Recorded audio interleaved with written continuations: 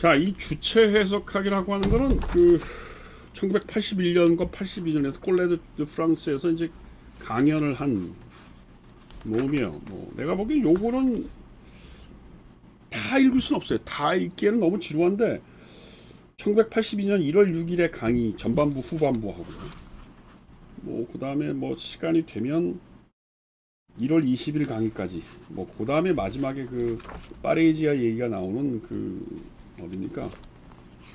뭐 그런 뒷부분의 강의가 1982년 2월 12일 강의 이런 정도를 보면 될 것 같아요. 어쨌든 지금 전반부 1982년 1월 6일의 강의 이 책의 판본으로 39페이지 얘기인데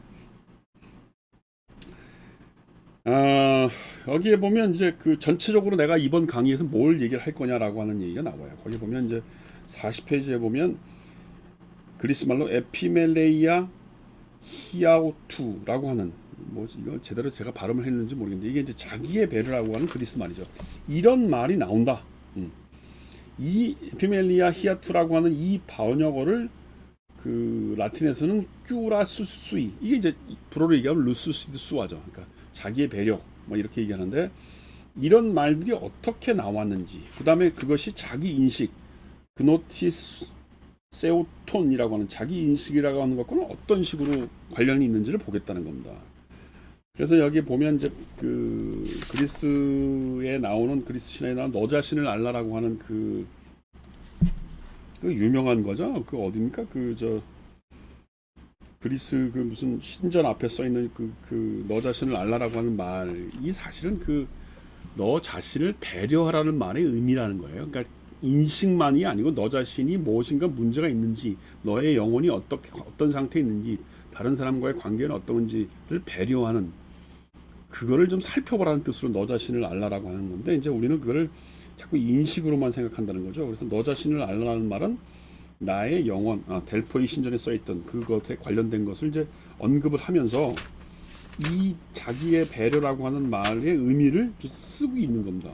그래서 이거는 자기를 돌본다고 하는 의미의 의학적 치료의 의미도 있고, 그 다음에 뭐 영혼을 관리한다는 의미도 있고 그런 얘기를 지금 한 51페이지 쭉 이렇게 쓰고 있어요. 그래서 53페이지에 보면 자기의 배려에 대한 아주 그 간단한 그 정리를 하고 있습니다. 53페이지가 제일 중요해요. 첫째로 사물을 고려하는 방식이고 세상에서 처신하는 방식이고 행동하는 방식이고 타인과의 관계를 설정하는 방식. 그게 자기의 배려라는 겁니다. 그 다음 두 번째로는 이 주의 시선의 일정한 형식이라는 게 무슨 말이냐면 자기 자신을 배려한다는 것은 자신의 시선을 변화시킨다는 것을 내포하고 있습니다. 말하자면 시선을 외부로부터 내부로 이동시킨다는 뜻을 갖고 있습니다. 그래서 이 외부에 있는 타인이나 세계를 보는 게 아니고 자기 자신을 바라보라 그런 뜻의 의미가 있다는 겁니다. 그 다음에 세 번째로 이 자기의 배려라는 말은 뭐예요? 그 개인적인 것에만 국한되지 않고 다수의 행위와 관련되어 있다는 겁니다. 그래서 이 행동들을 통해 인간은 자신을 변형시키고 정형화하며 변모시킨다는 겁니다. 그래서 여러 가지 여기서부터 실천이라는 개념이 나온다는 거예요.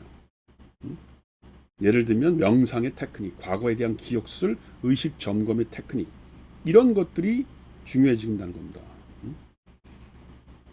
그래서 이러한 자기의 배려라고 하는 것이 54페이지에 보면 기원전 5세기부터 시작돼가지고 기원 후 4, 5세기까지 그러니까 거의 한 1000년이죠. 그 유럽의 역사나 철학, 일상생활에 혹은 신앙생활에 깊이 개입을 하게 된다는 겁니다. 그런데 그것이 5세기 이후에 기독교가 아주 강화되면서는 이 자기의 배려라고 하는 것이 그리스 로마 시대라 기원 후 한 2, 3세기까지 있었던 그런 전통적인 의미의 자기 배려하고는 전 다른 형식으로 바뀐다는 거. 그것이 어떻게 보면 그게 사목 권력이죠. 수련원에서 뭐 사람들이 이렇게 은둔하고 자기를 포기하고 다른 사람을 이렇게 양떼들을 보살피듯이 권력이 이렇게 그 소위 후코가 패스트럴 파워, 사목 권력, 목사들의 권력 뭐 그런 얘기를 쓰고 있어요. 그래서 그게 근대에 들어오면서 사람들을 지배하는 하나의 새로운 양식이 됐다고 하는 표현을 쓰는 건데 그거죠. 그게 그렇게 변했다는 겁니다. 그래서 여기서 보면 그럼 왜 이렇게 기독교 시대 때 들어와서는 이런 자기의 배려라는 개념이 사라지고 없어졌는가? 뭐 그런 얘기들을 하고 있고 그다음에 그런 그게 이제 이 양반은 57페이지 보면 데카르트 철학하고도 관련이 있다는 거예요.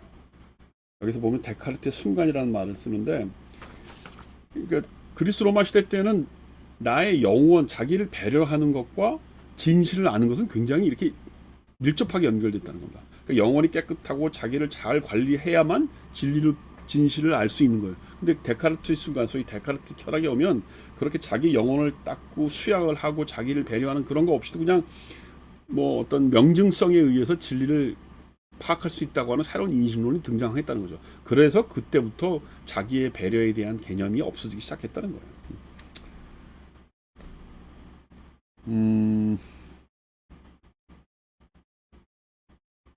59페이지 그런 말이 있어요. 영성은 진실이 충만한 권리로 주체에게 결코 주어지는 게 아니라는 것을 가정합니다. 영성 그 주체는 그 자체로는 진실에 접근할 수 있는 권리와 능력을 갖고 있지 않다고 영성은 전제합니다. 영성, spirituality, 영성은 주체가 주체이고 이러저러한 주체의 구조를 가지고 있기 때문에 기초가 될 수 있고 정당화될 수 있는 단순한 인식 행위를 통해 주체에게 진실이 주어지지 않는다고 전제합니다. 그렇죠? 그러니까 뭐 공부만 열심히 하고 뭐 이런다고 해서 진리를 알 수 있는 게 아니라는 거예요. 그게 그리스 로마 시대 때의 자기의 배려라는 개념이 스며 있는 아주 근본적인 전제인데, 데카르트에 오면 그거하고 상관없이 그냥 뭐 열심히 노력하고 뭐 명증성 있게 이성적으로 합리적으로 판단하면 진리에 도달할 수 있다, 이렇게 바뀌었다는 겁니다. 그래서 이제 그 자기 수련이나 뭐 자기의 배려에 대한 논의가 근대나 현대에 와서 사라졌다는 거죠. 그러니까 그걸 다시 복원하라는 얘기죠, 한마디로 얘기하면.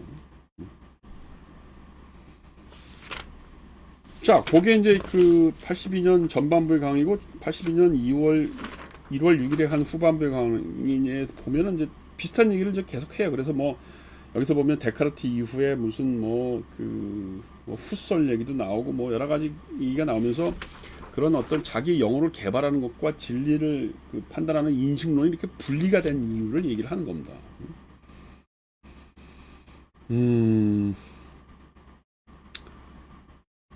좀 어렵긴 하죠. 여기 뭐 이렇게 좀 정신이 없긴 하네요. 여기 뭐 정신분석학이나 마르크시즘 얘기도 하고, 한마디로 얘기하면 이제 오늘날의 근대 학문, 현대 학문이라는 게 영혼을 관리하는 자기 배려에 대한 것이 왜 그 부족했나, 그런 걸 왜 배제시켰나, 그런 이유를 쭉 쓰고 있는 겁니다.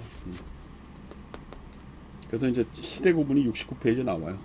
69페이지에 뭐라고 나오냐면 그 소크라테스에서 플라톤 시기, 요게 첫 번째고, 그 다음에 기원 후 1, 2세기에 위치시킬 고런 시기, 그 다음에 그 기독교 금욕주로 넘어가는 4, 5세기, 이렇게 세 단계를 연구하겠다, 이렇게. 그 세 단계가 바로 이 후쿠가 썼던 성의 역사 2권부터 2, 3, 4권의 역사에 해당되는 책들이에요.